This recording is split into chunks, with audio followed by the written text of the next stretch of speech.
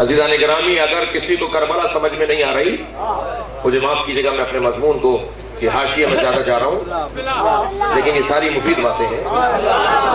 जिन्हें करबला समझ में नहीं आ रही, उन्हें हज कैसे समझ में आता है? बड़ा गहरा रब्त है मक्के का और करबला का, बड़ा गहरा रब्त है मक्के का और करबला का।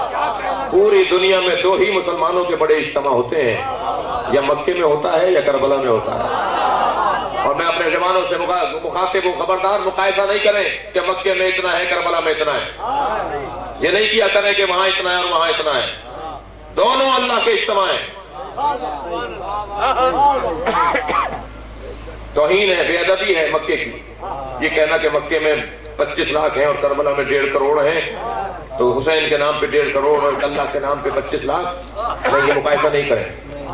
बस इतना बोले कि दो जगह बड़ा इज्तिमा होता है, एक मक्का है, करबला है।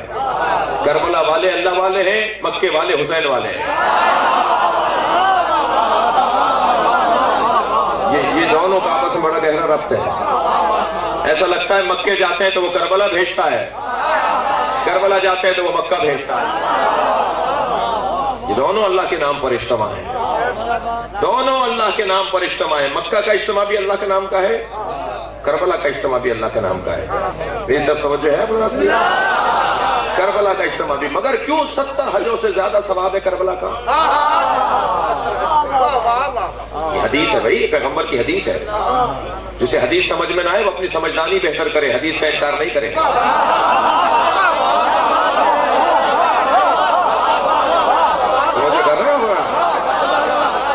जिसे हदीस समझ में नहीं आ रही वो हदीस का इनकार कर रहा है, अपना इनकार क्यों नहीं करते?